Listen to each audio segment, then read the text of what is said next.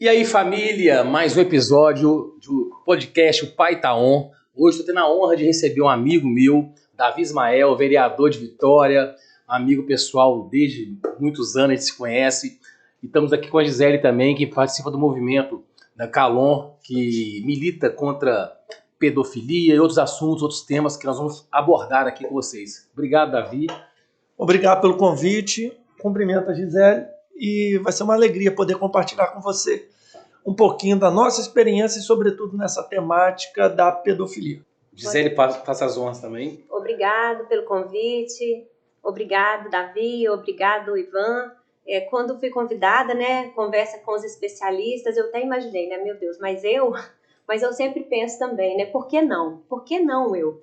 E eu imaginava que essa conversa, sim, ela é urgente e estou muito honrada de estar aqui com vocês, pessoas que estão em evidência e que podem levantar essa pauta em meio a muitos homens que precisam ouvir sobre esse tema que é tão relevante, tão necessário no meio de homens que se importam e que podem contribuir para reduzir esse número de violência contra crianças.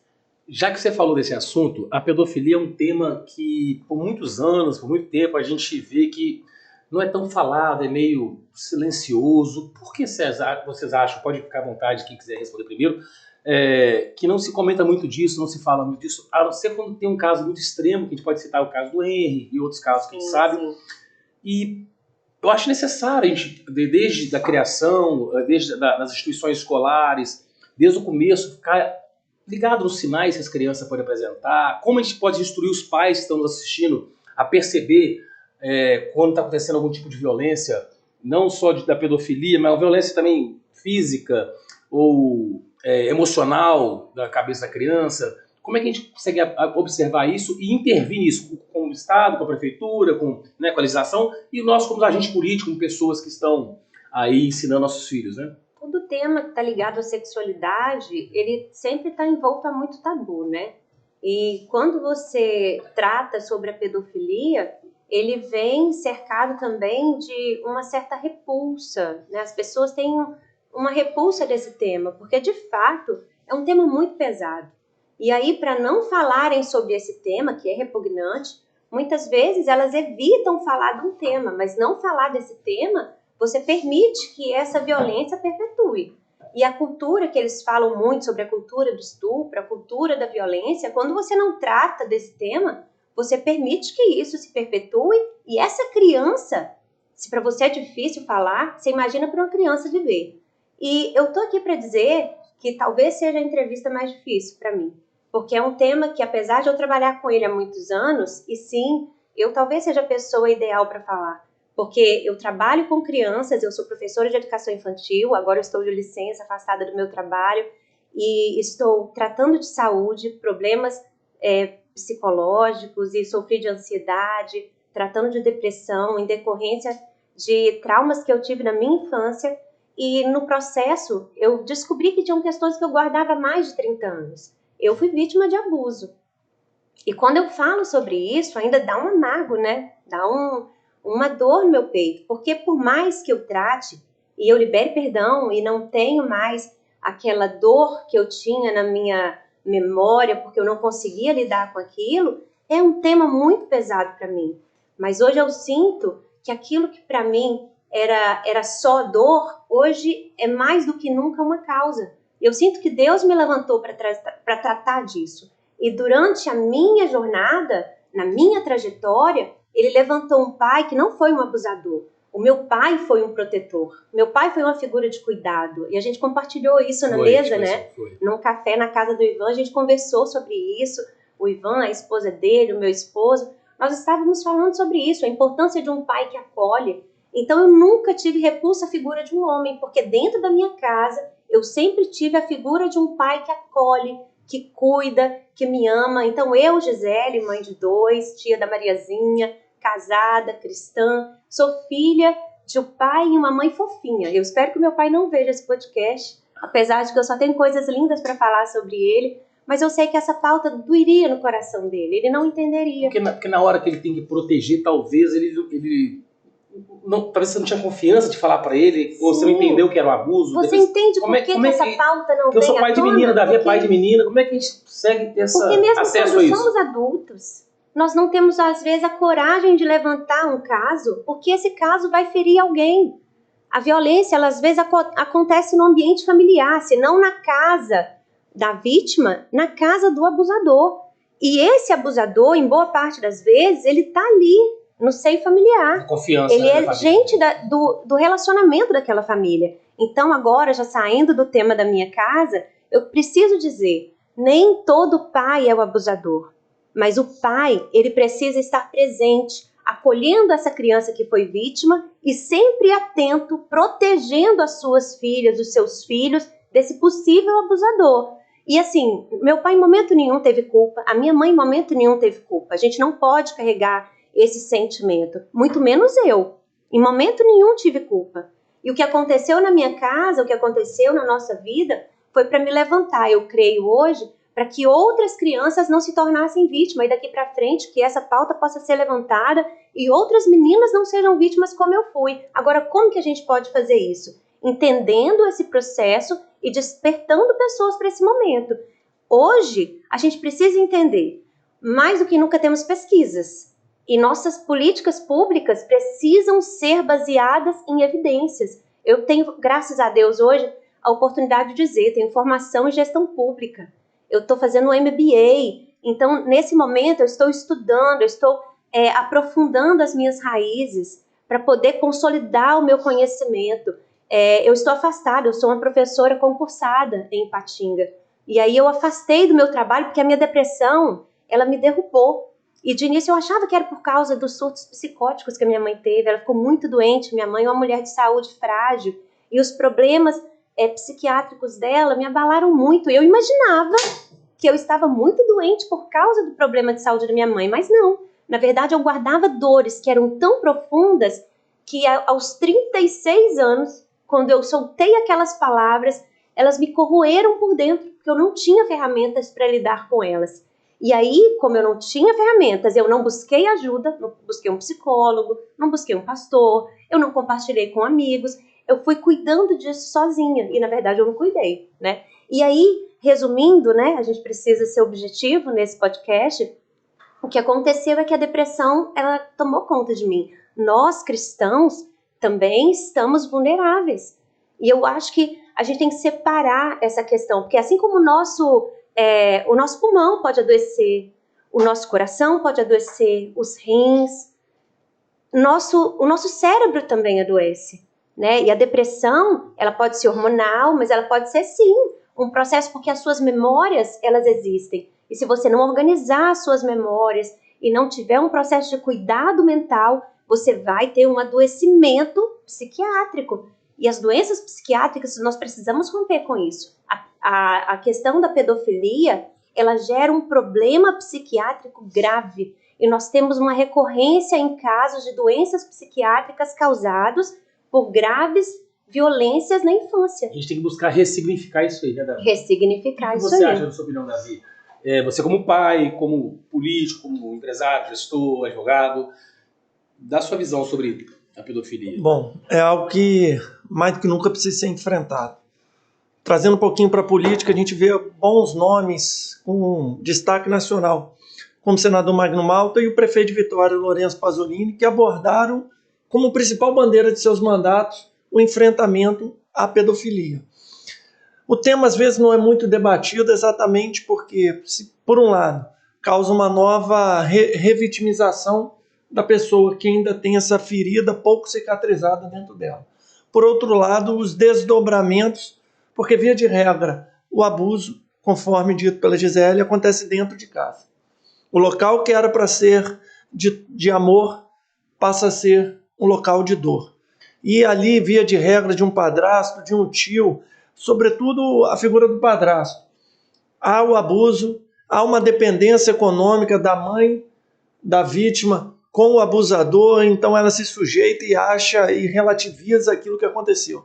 Então vivemos um tempo que precisamos enfrentar o abuso, precisamos enfrentar a pedofilia, deixar claro que as pessoas não podem aceitar e precisam denunciar.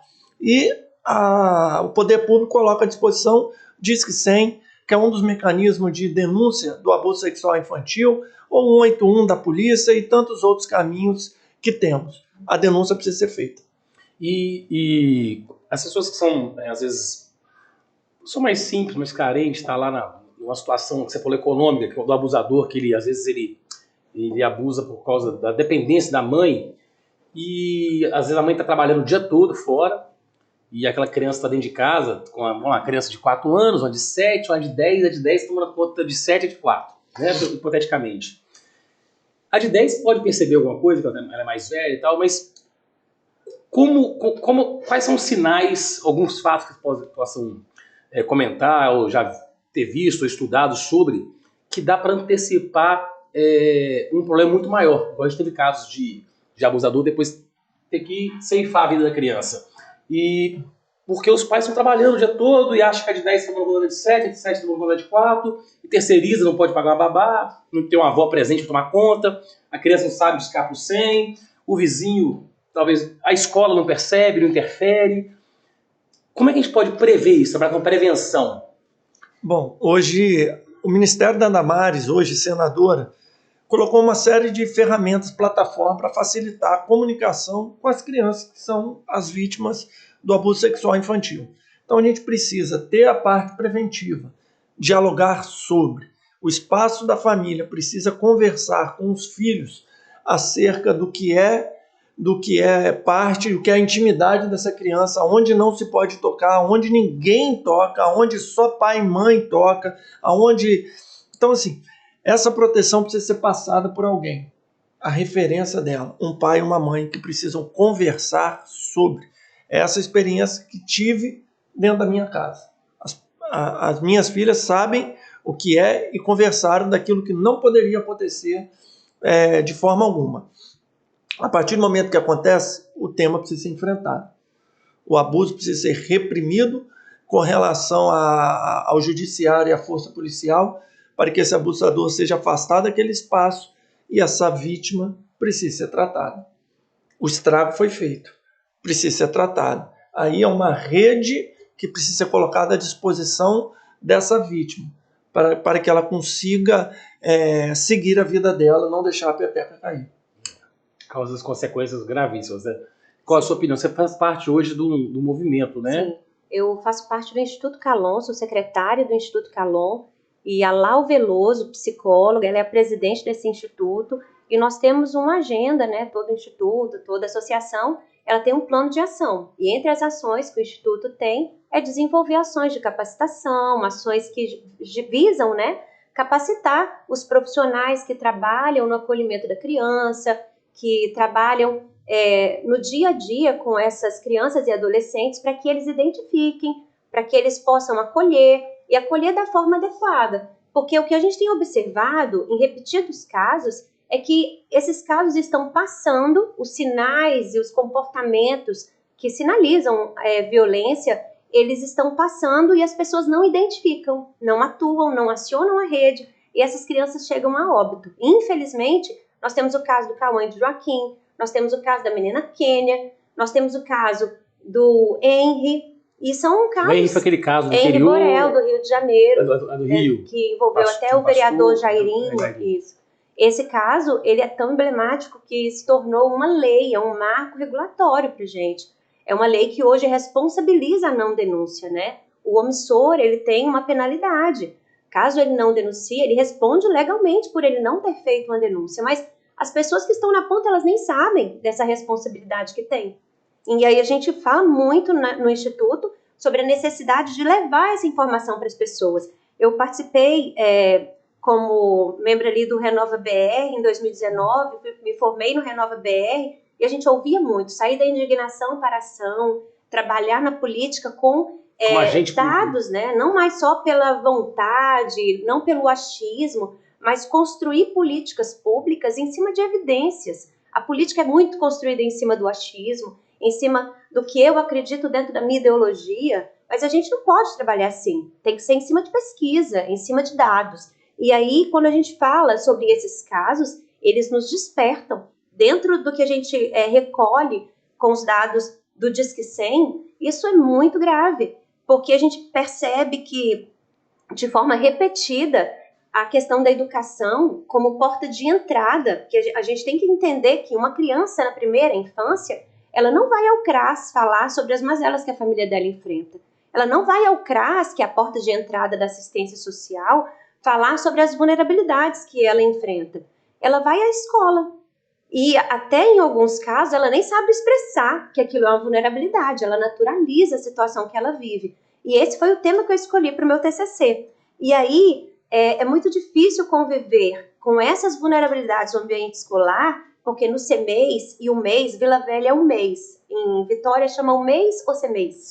CEMEIS, né? E aí, em algumas cidades, eles chamam de o MEIS e em algumas cidades o MEIS, mas é aqueles centros de educação infantil que atendem as crianças de 1 a 6 anos, né? E esses centros, ele tem uma equipe, além da equipe pedagógica, algumas escolas já contam com assistente social e o psicólogo, mas eles ainda estão, vamos dizer, atuando de forma embrionária. Para ganhar a confiança da criança, tem que ter mais intimidade com a criança para tirar dela porque, isso? Na verdade, essa informação. A equipe multi, né, que é a equipe psicólogo, assistente social, eles ainda não conseguem absorver toda essa demanda. E eles só acolhem a demanda, que é a demanda espontânea do professor. E aí esse professor, ele não tem ainda como levar essa demanda se essa demanda não foi orientada. Se o professor não aprendeu ainda a identificar, como que ele vai saber levar e discutir esse caso? Talvez deveríamos preparar os professores. A gente tem que preparar uma sociedade inteira.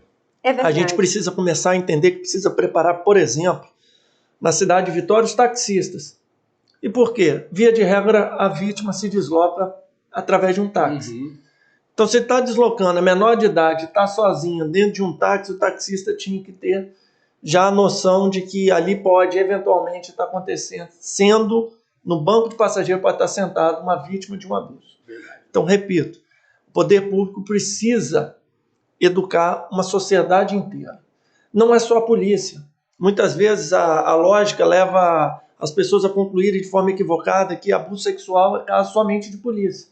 Não é, porque a partir do momento que o principal local do abuso é uma residência, é o local, eu não tenho condição de botar. Enquanto vereador, eu não posso solicitar à prefeitura, o governo do estado, que coloque um guarda ou um policial dentro da casa de cada um.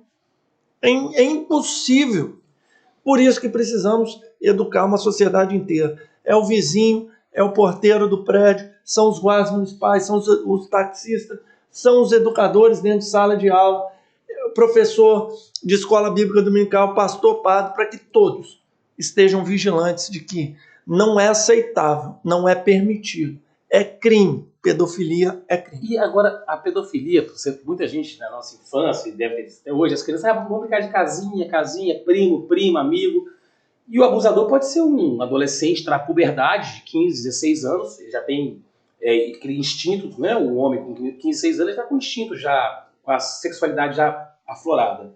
E aí a priminha tem 10 anos, 11, 12, é mais nova, ou 8.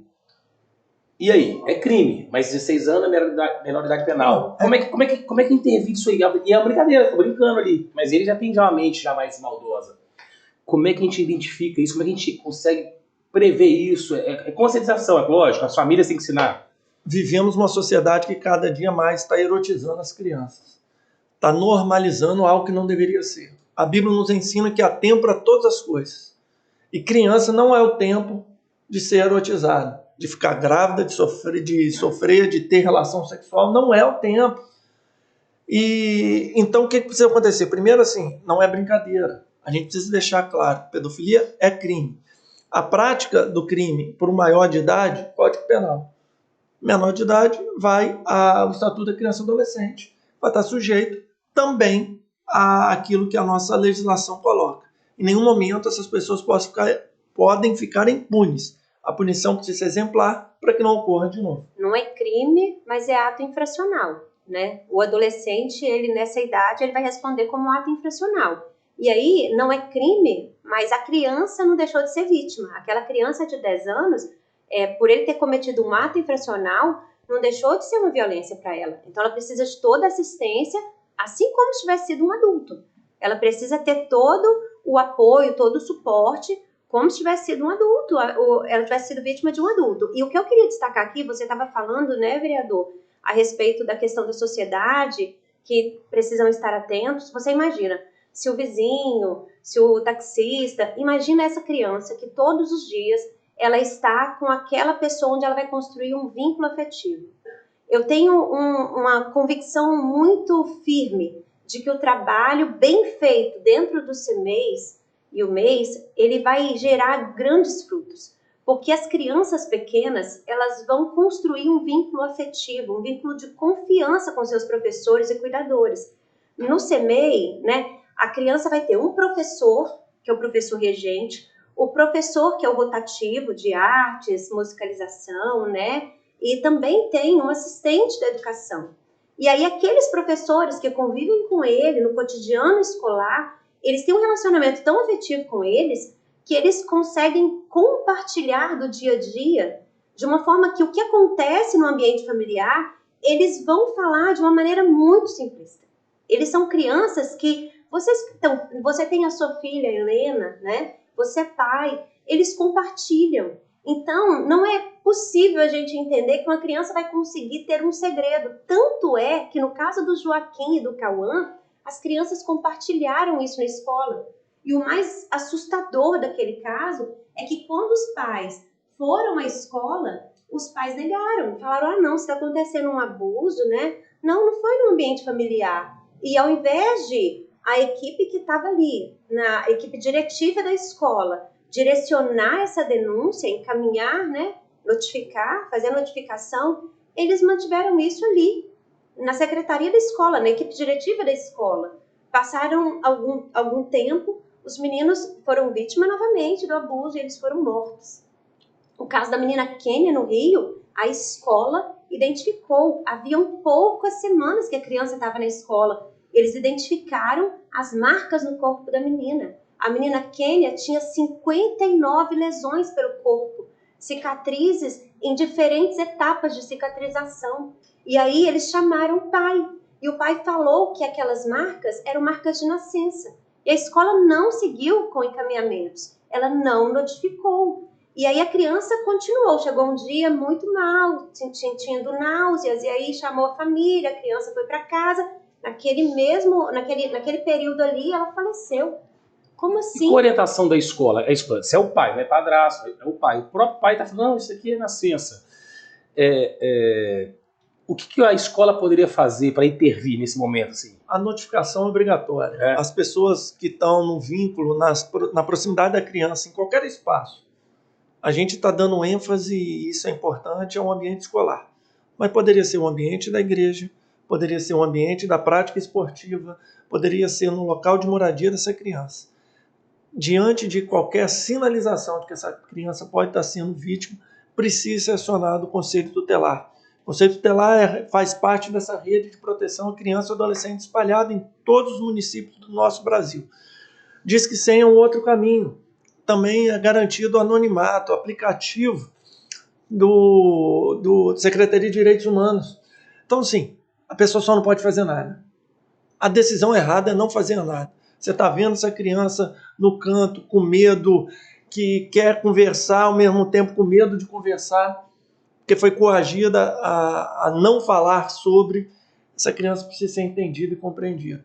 Por isso que, repito, precisamos educar uma sociedade inteira. Todos nós somos responsáveis. Essa criança precisa ter uma rede de proteção de tal tamanho que nos abranja mesmo sem essa vítima ser parente nossa. Precisamos estar atentos aos sinais de que essa criança pode estar sendo vítima. E eu tô no meu processo ainda, sabe, Ivan? Eu sei que eu tô no meu processo de cura, mas eu tô aqui, tô com a minha mente pensando 200 coisas e eu fico imaginando. É parte do meu processo falar sobre isso aqui. Porque se a gente não coloca isso em evidência, a gente não faz com que outras crianças não sejam protegidas e evite que esse assunto chegue lá na ponta. Porque os professores que estão ali, eles vão evitar que outros Cauãs e outros Joaquins sejam vítimas de forma tão trágica. Porque o que eu tinha colocado no meu TCC? O TCC que eu escrevi, ele tem como um tema a questão do impacto, né, da falta de capacitação dos profissionais da educação infantil no acolhimento, a identificação, na intervenção, monitoramento. E aí a gente fala de intervenção no sentido de que aquela criança que foi vítima, ela vai ter um problema no sentido de aprendizagem dela, no desenvolvimento dela, no cotidiano escolar. Então tem que haver as intervenções. Mas a gente precisa pensar de uma forma mais complexa. As coisas não são simplistas, né? Então aquela pessoa que está na ponta, ela precisa identificar, porque são muitos os sinais, são muitos os comportamentos que podem ser identificados, que são indícios de que algo possa estar acontecendo. Mas o abuso, não só na pedofilia, em várias áreas, eu lembrei agora, um vídeo que eu vi semana passada, das crianças brincando, e eu lembro da minha infância, as crianças querem ser aceitas, hoje chama de bullying, né? Trazendo pro lado da aceitação. As crianças brincando com arma de airsoft, aí pagava dinheiro, acho que quem sentar tantas bolinhas por segundo nas costas da criança, levava mais dinheiro. Aí um ficava com as costas sem camisa, tomava um monte de tirinho de bolinha. Ficava 10 segundos, levou 25 bolinhas. Aí o outro ficava sem camisa, 35 bolinhas. Porque eles querem ser aceito entre eles, assim, eu sou o cara que consegui ficar mais, por dinheiro ou por outra coisa. Então não só na parte da pedofilia, mas nas brincadeiras, na parte de... que isso entra na pedofilia. As crianças querem ter aceitação. Aí, então imagina um abusador, chega, pô, cara, tá todo mundo dando beijinho aqui, tá todo mundo fica... Pô, você vai ficar de fora dessa brincadeira? Salada mista, lembra? Salada mista, tinha uma brincadeirinha, salada mista na nossa infância. Então isso me fez pensar que agora, a criança às vezes ela é convencida de achar que é natural, que achar, é um beijinho só, é só um... Mas é por isso, Ivan, que os pais, sobretudo os pais que têm essa responsabilidade imediata, precisam conversar com seus filhos. Se não conversar, alguém vai conversar. O problema é quando esse outro alguém conversa do jeito errado. Sim. Conversa com os princípios e valores que não são os dos pais. Alguém vai chegar, que possa ser o pai e a mãe que cheguem primeiro, para dar a devida instrução. Falar um pouco sobre Bíblia com essa criança. Pureza sexual. Combater a erotização. E ajudar essa criança a se proteger. Vivemos em um mundo mau que se degenera a cada manhã. Mas cada criança precisa ter consciência.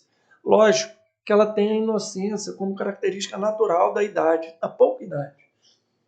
Por isso a proteção vigilante próxima. Os pais precisam estar perto dos seus filhos. Conquistar a confiança deles também, né? De falar. Não é que ele não pode, pronto, acabou, porque não está na sua idade, pronto, acabou. É conquistar essa confiança. E explicar o porquê.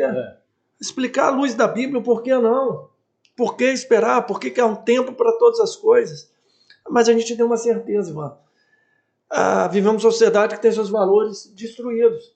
Foram questionados, os valores bíblicos, os valores conservadores foram questionados durante tanto tempo que chegamos a uma sociedade que o número de abusos sexuais cresce ano após ano. E a gente precisa entender isso. A gente precisa entender que eu estudo os números, Gisele, nos últimos 11 anos, que é o tempo que eu tenho de mandato de vereador na cidade de Vitória. Hoje eu tenho o bairro Anguetá e o bairro Maria Ortiz, no município de Vitória, como os bairros onde há o maior número de vítimas de abuso sexual infantil.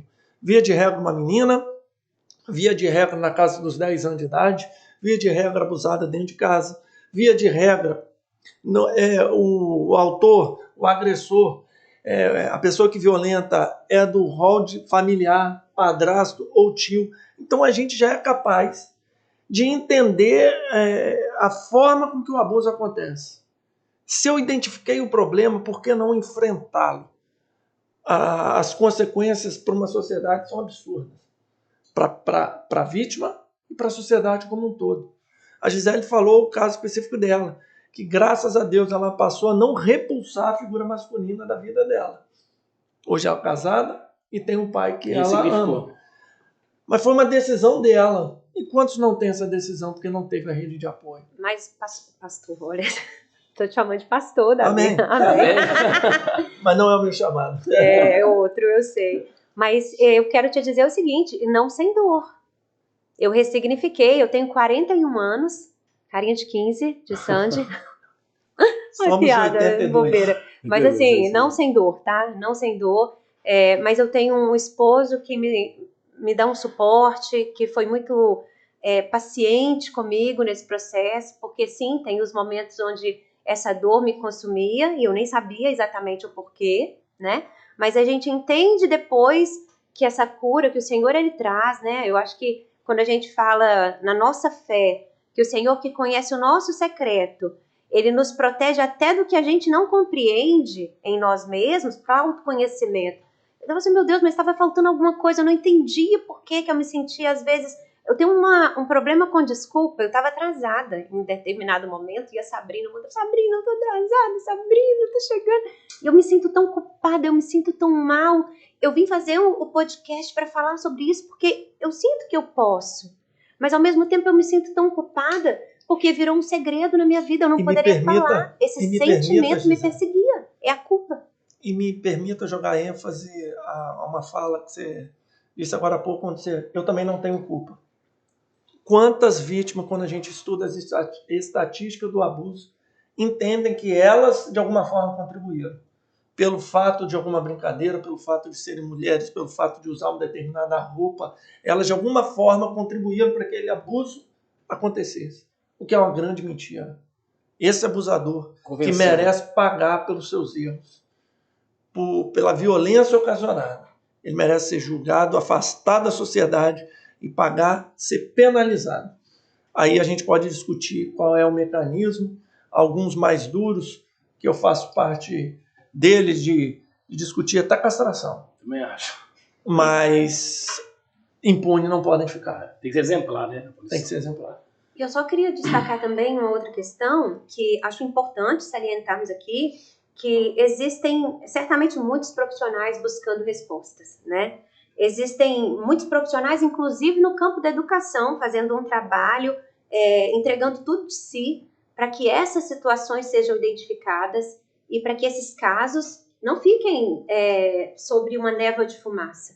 Mas o fato é que enquanto essa engrenagem ela fica ali solta, esses casos eles ficam difíceis de serem encaminhados, porque a própria educação ela não se consolidou ali como parte dessa rede. E a gente precisa entender que a educação ela está dentro da política básica. E como política básica, ela tem que entender a criança na sua forma integral. Ela tem que proteger, e o Estatuto da Criança e do Adolescente, ele prevê isso, né? De maneira integral.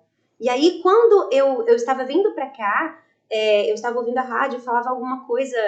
Eu estive pensando 155 coisas e mandando mensagens para Sabrina. Aí eu ouvia lá, eu e minha casa serviremos ao Senhor. Eu falei, sim, Senhor, nós estamos nessa fase agora. A gente vai curando, trabalhando, buscando direcionamento. E esse é o meu chamado. Esse é o meu chamado. A pior decisão, né? É jogar para baixo do tapete. Isso, empurrar eu sei que esse é o meu chamado. Isso que aconteceu para baixo do tapete. Dialogar para transformar vidas. E eu tenho convicção que eu não vou... Eu acho que eu não vou seguir carreira política, tá? Fica tranquilo. Fica o convite. Mas desafio, né? eu tive algumas experiências que me levaram a construir propostas. O Ivan, no nosso café, né? O Ivan e a esposa dele, aquela linda. E ela é linda mesmo. E a gente estava num café e compartilhando algumas coisas. Quando eu escolhi sair da indignação para ação lá no Renova, eu apresentei um TCC e o meu projeto de TCC... Naquele período eu estava em sala de aula e eu no chão de sala de aula, eu observava ali as crianças, eu trabalhava numa região que era uma região mais de periferia lá em Patinga e eu observava ali quanto que a negligência ela afetava as nossas crianças, o quanto que os casos de suspeita de abuso, eles afetavam até a minha relação com os pais, a minha relação no cotidiano escolar, porque não tem como, uma criança... Ela é uma criança muito frágil e a nossa relação com ela é uma relação de afeto.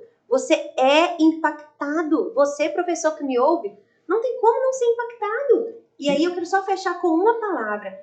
Se nós não cuidarmos dessas questões, inclusive o nosso professor adoece, porque é muito para ele lidar sozinho. E só as políticas, as metodologias de ensino, elas não dão conta. A vulnerabilidade social, ela impacta no aprendizado. A prova PISA, que é um programa de avaliação, né, de desempenho, o Brasil, ele aderiu a a OCDE, ela tem um programa, e alguns países que aderiram, acho que são 78 países, e entre os 78 países, o Brasil está entre os 20 piores nessa avaliação.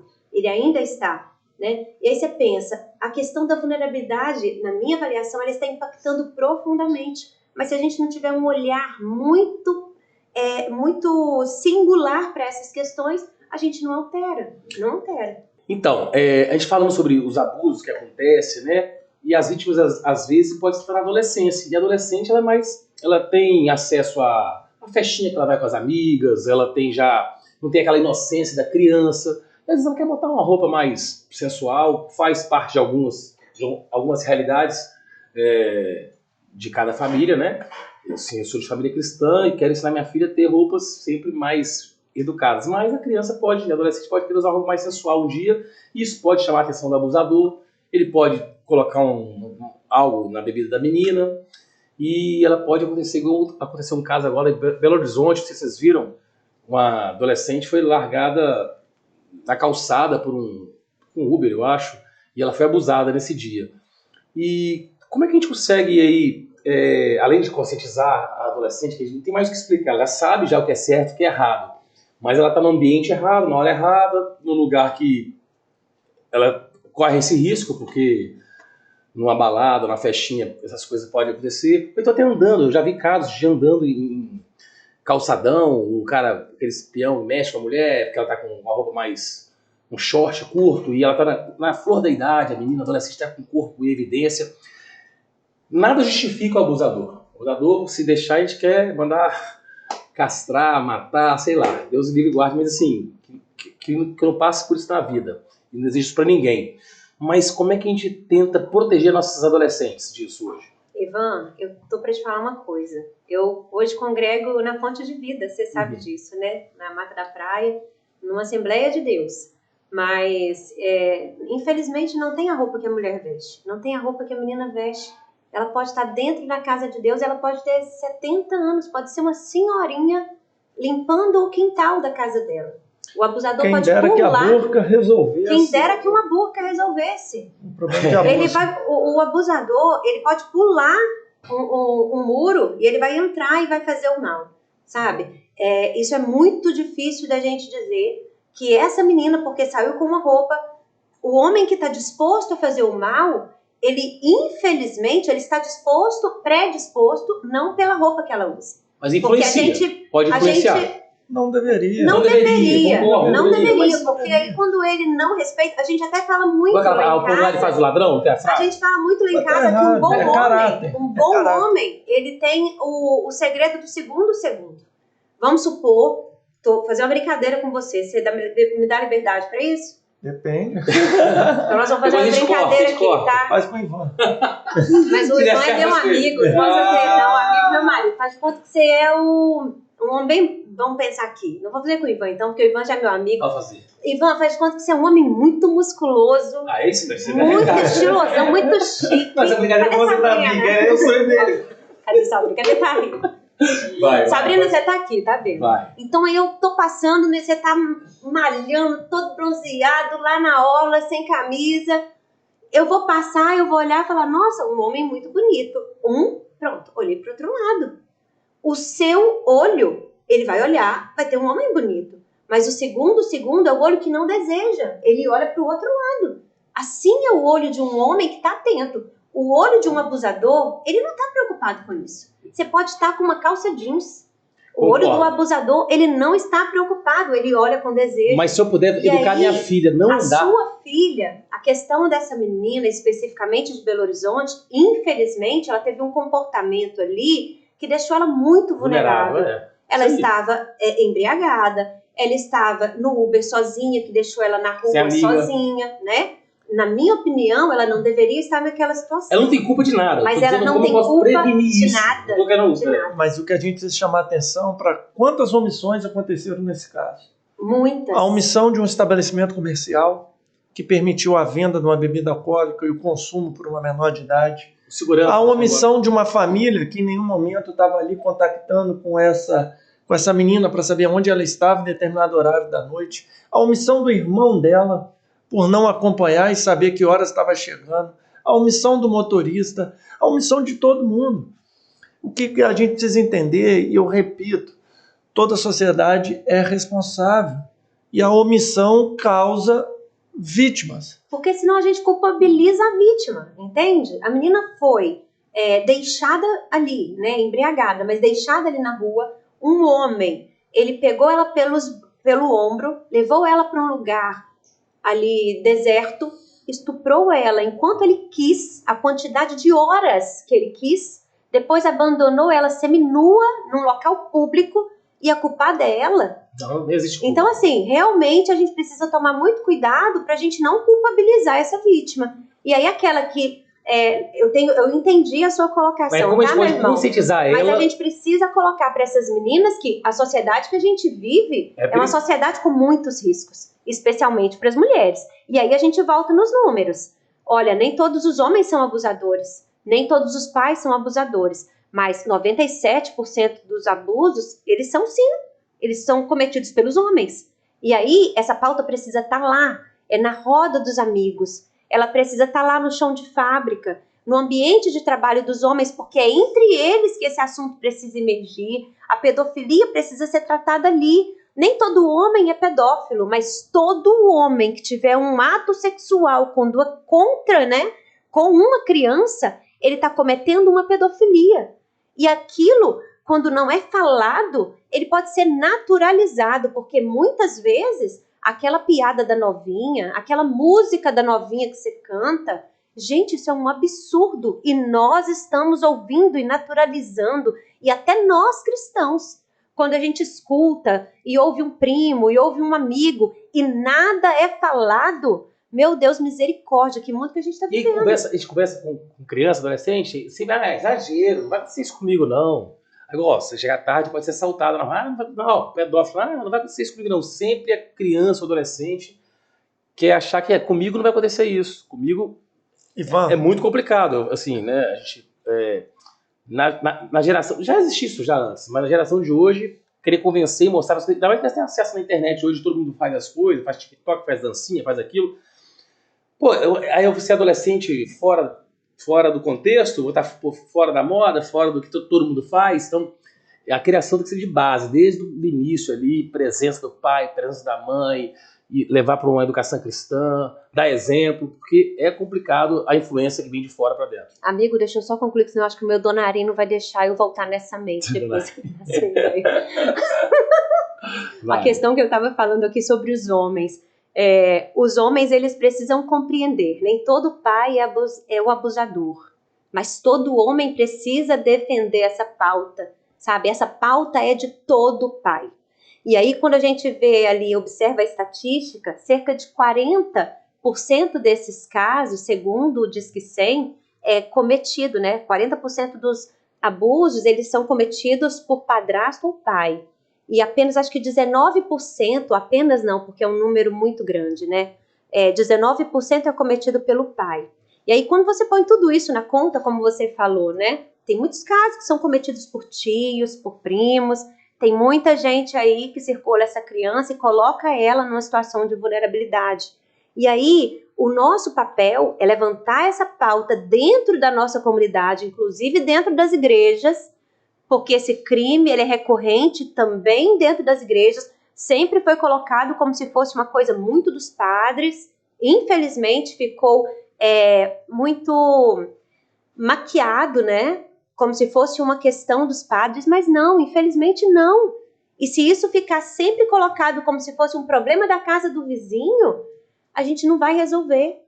A gente está evitando de varrer, está jogando para baixo do tapete, sabe? Então a gente precisa colocar isso em pauta. Não pode ser um assunto velado. Né? Não pode ser um assunto velado. E os homens têm que tratar da vítima, né? Porque muitos homens só querem tratar do abusador, que cadê o abusador, vão pegar, vão resolver, aí, mas a vítima está lá fazendo um tratamento contínuo nas nossas confrarias, tratar desse tema e fazer com que esses homens possam levar esse tema para os ambientes onde eles estão. Porque se eu tenho um homem dentro da igreja, dentro das nossas confrarias, que eles participam e que eles podem ser luz lá no chão de fábrica, lá aquele que pode ir num jantar, que vai no aniversário, frequenta espaços que a gente precisa, lógico, né, estar inseridos na sociedade. O vereador que vai frequentar outros espaços, conhece tanta gente, vai poder falar: oi, quando você escuta uma música, aquela música que fala da novinha, aquela música, ela estimula a pedofilia. Aquele homem que elogia uma menina de 15, de 14, de 13 anos, eu sei que o senhor é um homem muito bem posicionado, mas aqueles outros que convivem com o Senhor precisam ser multiplicadores, porque nem todos eles são, né? Então a gente precisa despertar para isso, porque até então as campanhas de pedofilia, elas são quase que totalmente tocadas por mulheres. Eu estou dentro do CALON, que é um instituto que trabalha com essa pauta, né? Mas eu estive no Infância Protegida, essa bandeira, né, essa pauta para os pais, meu pai, meu herói, é porque a gente queria levantar isso lá, na época que eu fiz o estágio. São pautas que a gente precisa começar a colocar, porque não é uma realidade do homem no Brasil falar sobre a pedofilia entre eles. Eles são abordados por mulheres falando sobre pedofilia, mas a gente precisa mudar essa realidade. E aí, só uma dica que eu vou te dar. Depois a gente precisa conversar mais sobre formas de romper isso dentro da política pública, no sentido de qual estratégia que a gente vai usar para que essa criança seja acolhida na sua demanda quando abusada.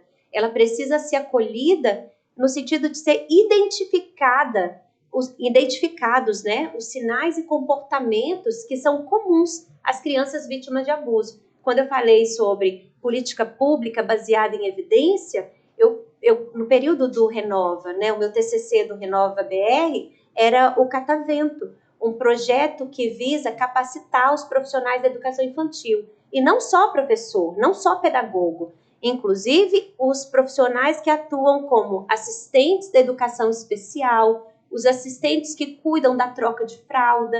Essas pessoas são importantíssimas dentro do ambiente escolar e eles precisam ser capacitados para cuidar, porque eles observam negligência, inclusive a negligência quando um pai e uma mãe não quer saber se uma criança tem ali algum comportamento, algum sinal que está mostrando ali que tem alguma questão voltada para o autismo, né? É negligência do mesmo jeito, é uma violência.